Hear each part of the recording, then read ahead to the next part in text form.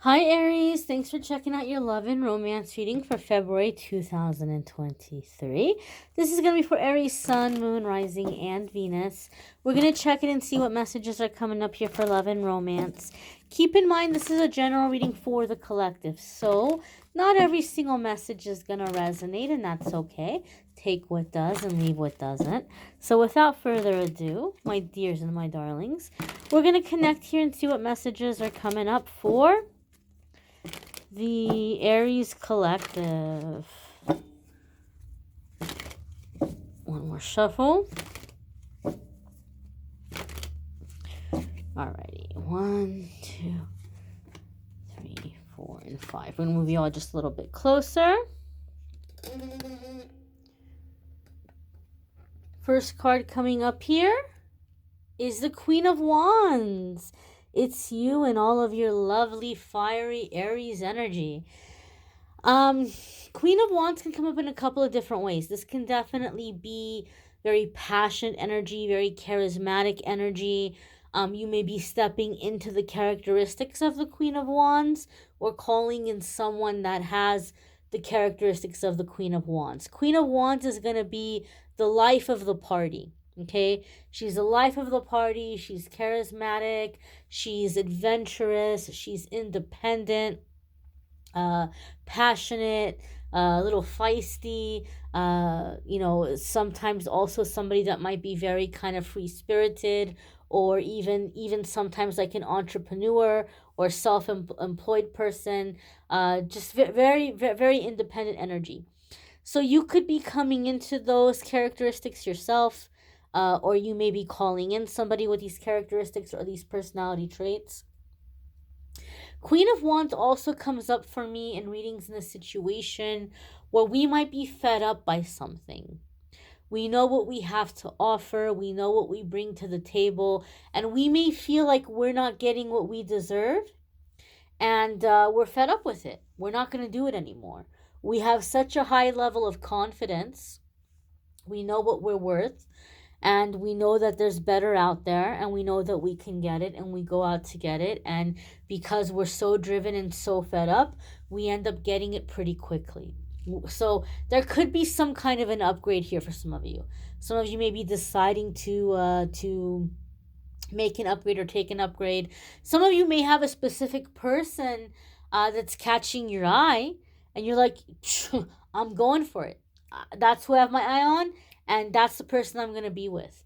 Whereas maybe before you're like, I don't know, are they into me? Are they not into me? You're like, I'm going to win them over. I am a catch. What is there not to like about me? And so there's this, for some of you, I feel like a sense of like setting your sights on somebody and just deciding, I'm going to be with this person. I'm going for it. I'm going to win them over. We're going to be together, you know? Kind of this sense here with this Queen of Wands card. The next card coming up here for the Aries collective is the Nine of Wands. Okay, so Nine of Wands can be like a defensiveness. Those of you who are fed up in a situation where you're like, I know what I bring to the table, I know what I have to offer, and you feel like you're not getting enough back, this Nine of Wands, you might be met with like a defensiveness. This other person might be making excuses.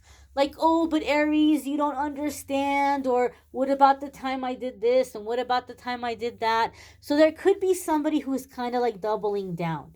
I do feel with these energies coming in together, some of you are dealing with the person that you've been patient with for a very long time, and you keep waiting for things to get better. But I feel like there's this epiphany happening. I feel like there's this revelation.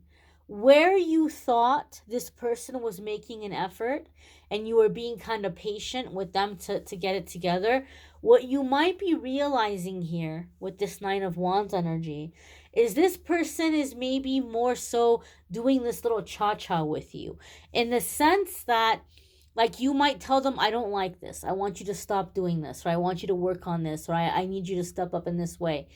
They're doing it for a little bit. And then they're wanting to just kind of phase back into the old behavior. And this is where the conflict is. For some of you, you're in this situation with this person where it gets better, And so you think, okay, well, they're making an effort. They just got to be more consistent. And I got to keep reminding them. And I think some of you are having an epiphany and you're realizing it's not that this person needs to heal. Or maybe they do, but that's not the issue. That's not the challenge in the relationship. The challenge in the relationship is this person maybe is giving you what you want for a little bit to just kind of quiet down the situation, to stop the arguing, and then little by little they want to just kind of phase out of it. Little by little they want to just kind of like, drop the ball and just kind of like, just have you deal with it for a while. They like they're going to be good for a little bit. You know, they're not looking to change for the long haul. And so I feel some of you are having this epiphany where you're like, you know what? This person's going to keep doing this. They don't want to change. Like they think they're outsmarting me in some kind of way. And here I am being patient, or here I am being understanding because of their challenges or because of their upbringing. And now you're like, I'm not doing it anymore.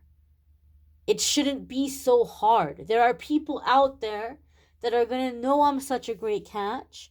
And I'm not going to have to tell them. I'm not going to have to tell them how to behave towards me. I'm not going to have to tell them what's the right way to be.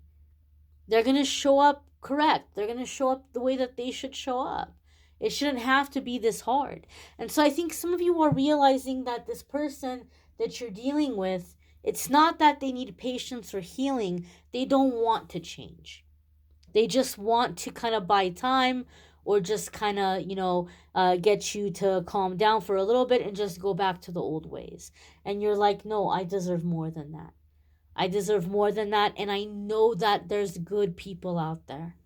I know that there's still good people out there that are looking for somebody like me and that are going to appreciate somebody like me. The next card that's coming up here for the Aries collective is the Two of Pentacles. So Two of Pentacles can sometimes come up when we're dealing with a person that's juggling more than one relationship. Okay?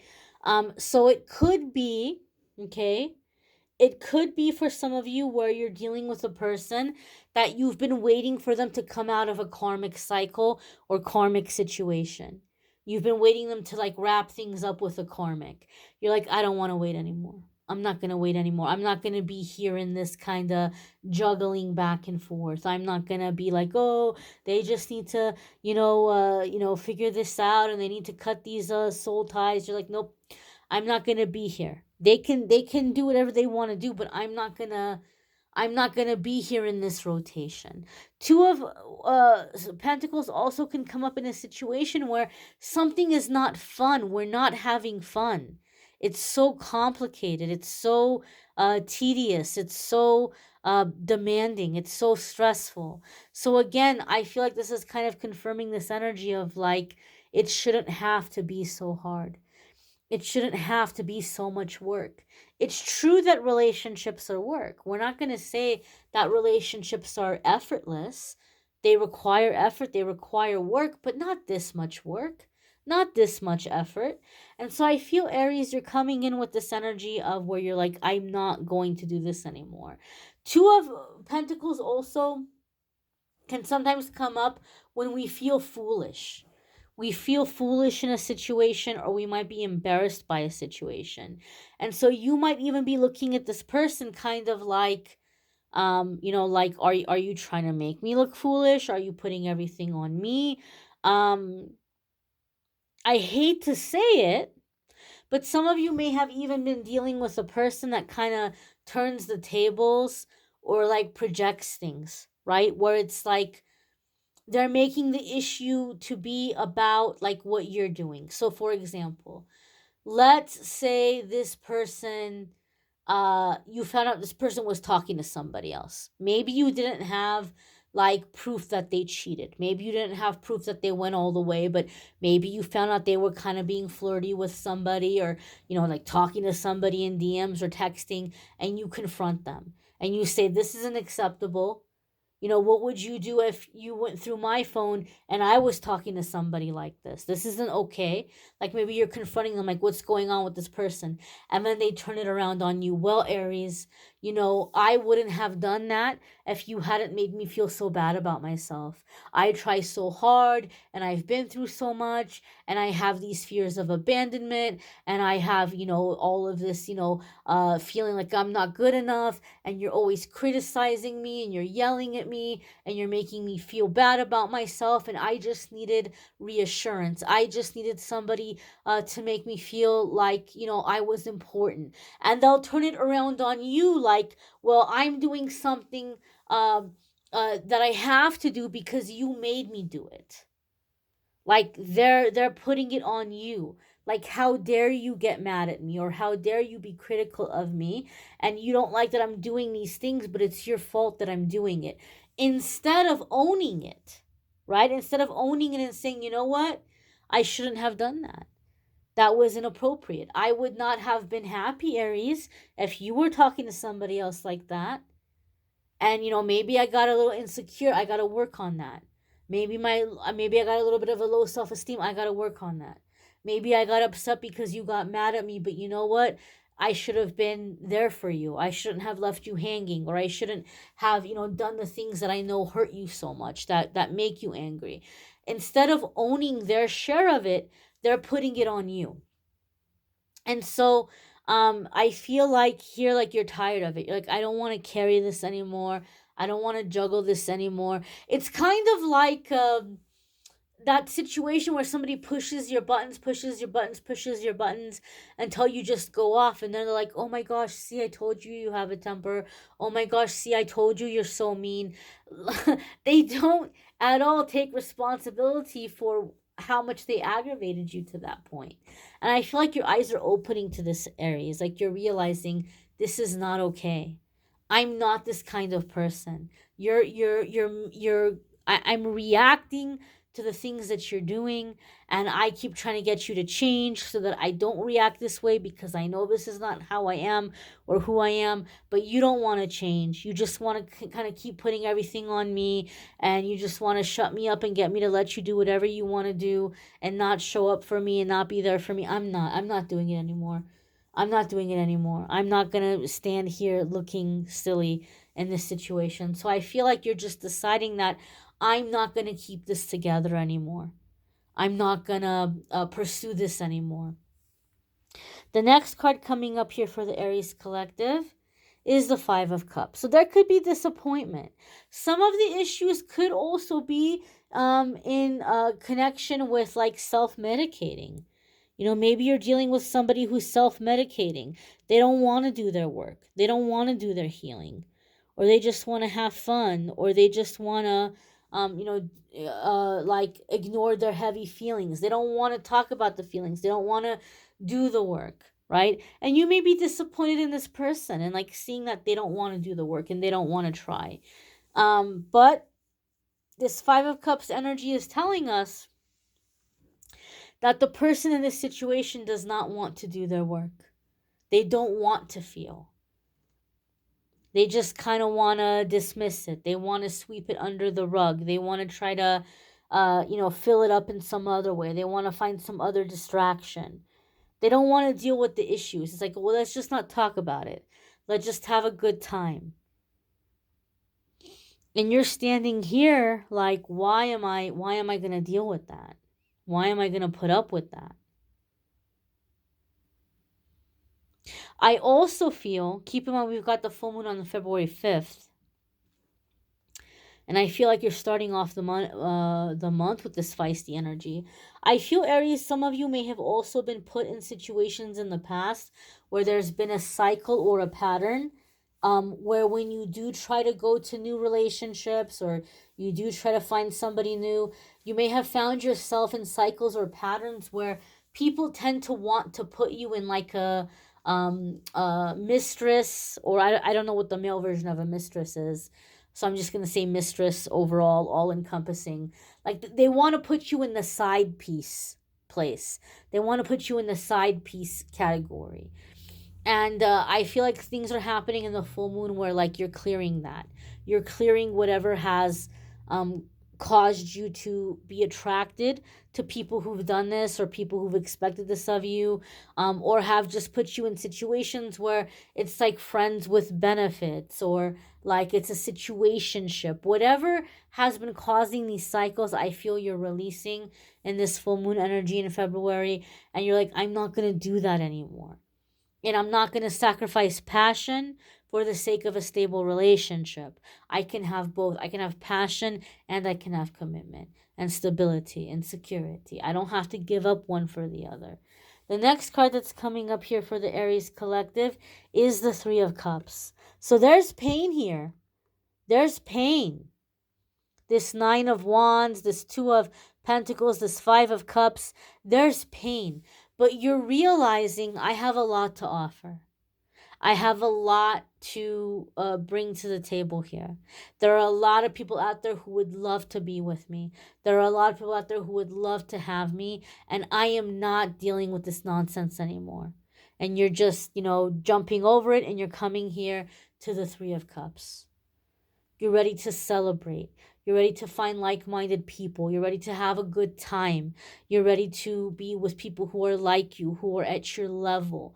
This could even be leading to engagement. Sometimes Three of Cups is like getting engaged. You may find that you're going into the next relationship, and could be the person that you're going to end up getting married to.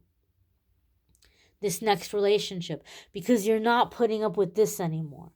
Like, I'm not doing it. I'm not going to be in the struggle. I'm ready to be happy. I'm ready to be accepted. I'm ready to have fun. I'm ready to be with people who are on my level. Aries, I hate to say this, and I'm not saying this like in a mean way or a judgmental way. I feel some of you are going to have an epiphany, and you're going to realize that maybe you have a habit or a tendency to go for people who you think... I'm trying to find the right words here because I don't want to say anything mean, or I don't want it to come off wrong. But you might, okay, for example, like if you were looking for a job and you would play it safe and you would apply for jobs that you know you're way overqualified because you think that they're going to look at your resume and say, oh, this person is such a steal. Oh my goodness, wow, we'd be so lucky to have them. They're so overqualified. But that doesn't happen. Right? They don't appreciate you in that way. They think, oh, what's wrong with this person? This is a red flag. They're way too overqualified to be in this position. Why would they be applying to this job? They see it as a red flag. So in relationships, you may be going for people that like you're overqualified for that person. Or you're like way on another level than this person, like maybe even out of their league. And you're thinking that, well, then they're going to really appreciate me. Because I'm out of their league, because I'm so qualified, they're going to treat me like a diamond. They're going to be like, oh my gosh, I'm so lucky Aries wants to be with me. But this person's not treating you like a diamond. They're not giving you the respect that you deserve or that you need. In fact, they're like shaming you, or they're making it to be like, you're demanding, or you're needy, or you're this or you're that. And now you're like, you know what? I need to go be with people who are on my level. And your love life is picking up very quickly as a result of that. You're finding the right fit for you because you're making the decision, I'm going to go be with people who are on my level. And in that connection, in that social structure, you're meeting the person that you're going to be happy with, that's going to give you the relationship that you deserve. So things might not be going so great, but it's going to turn around fairly quickly because you're ready for it. You're done with the nonsense. You might want to check out your moon sign, your rising sign, your Venus sign. Sometimes those might resonate more than your sun sign. There's a playlist in the description of the video so you can watch the other videos that are available on the channel. If you would like to schedule a private reading with me, there's a link in the description that will take you to my scheduling page, calendly.com/amethystangelite, and you can schedule a private reading with me there. I thank you all for watching, liking, sharing, commenting, subscribing. I hope you all have a fabulous February, and I hope you'll come back and check out the weekly forecasts on the channel as well, where I talk about everything other than love. Take care and be well, my darlings.